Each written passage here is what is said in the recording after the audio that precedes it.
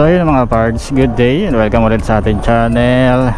At ayun na nga mga parts, no, tinatry ko na yung gawa natin kung may lagitik pa rin. Yun nga, may mga nagko-comment o nagme-message sa akin na kung okay ba yung ginawa ko. So far mga parts, no, ang ginawa ko dito nagpalit ako ng bearing, inner bearing yan. Tapos may nag-suggest sa akin na palitan ko na rin daw yung bearing, yung malaking bearing sa may camshaft mga parts. So ginawa ko, hindi ko naman naisama sa video mga parts. Pinalitan ko na rin yon.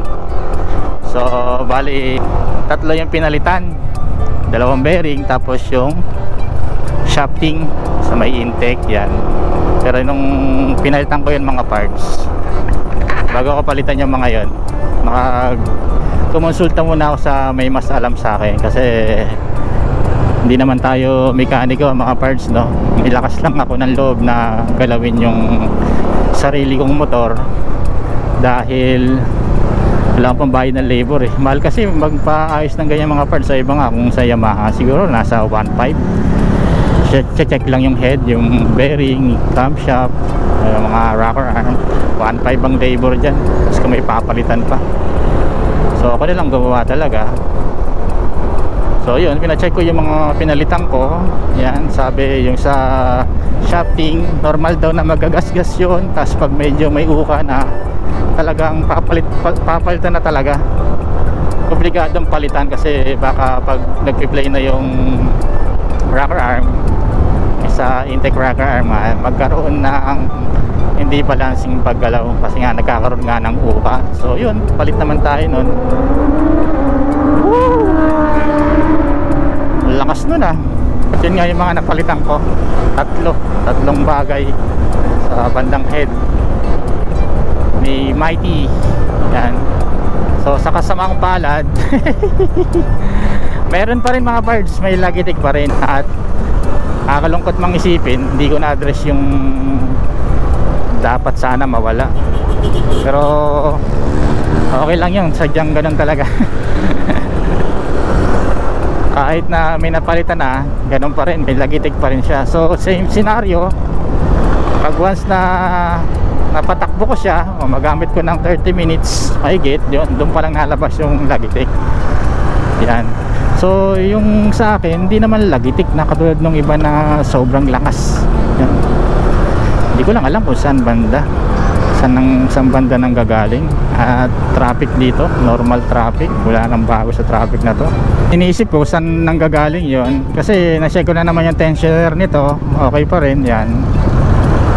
Tapos ang hindi ko lang talaga na-check talaga yung ano ba to, yung timing chain. Yan, sa katagalan kasi mga parts, ang timing chain nauunat yan nauunat yan mga parts. Hindi ko pa naman na-check.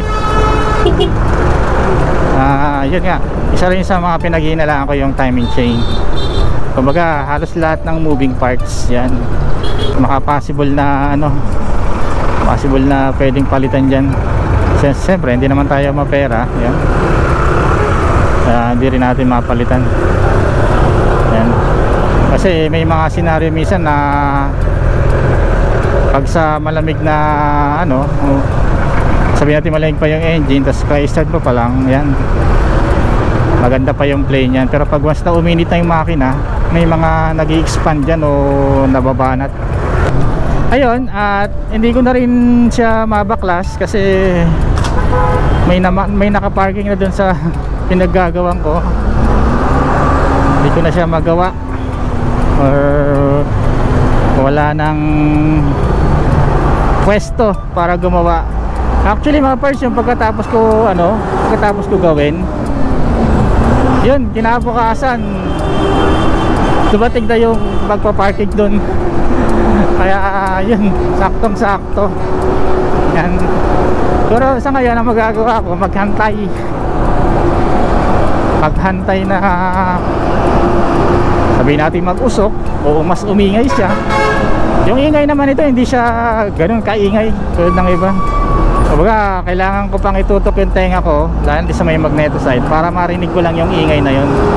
Or ilapit yan, di naman tutok na tutok, ilapit lang yung tenga para marinig ko yung lagitik.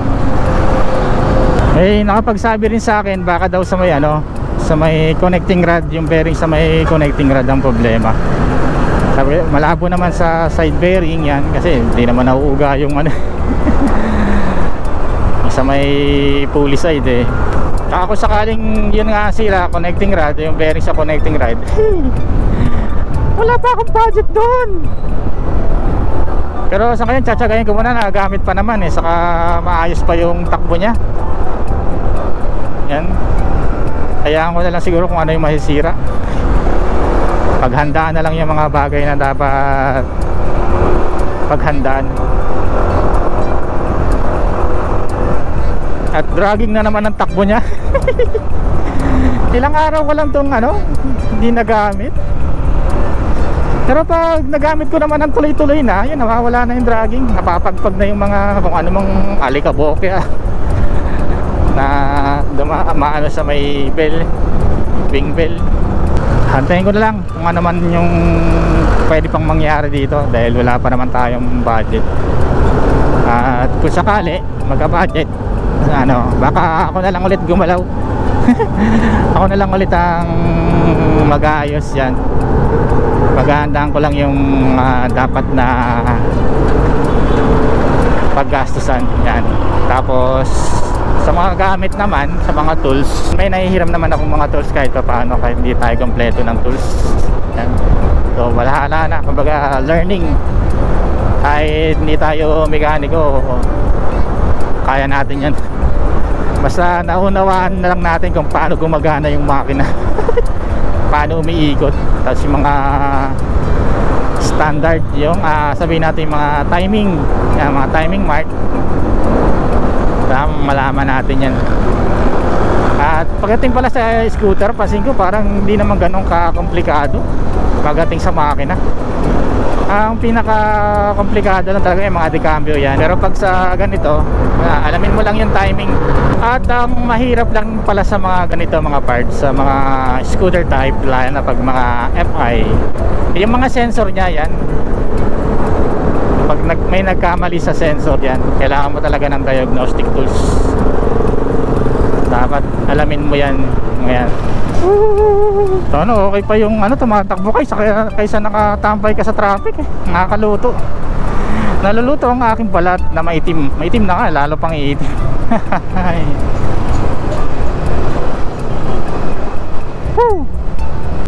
So yun lang siguro para tayo mga parts. Hindi na pala tagalin to. Yan, update ko na lang kayo kung ano man pwede pang magawa dito pag may budget na. Medyo maluwang-luwang na sa aking working area. Sa ngayon kasi masikip talaga at di ko alam kung habang buhay na doon nakaparking yung sasakyan eh. So yun lang for today. Salamat.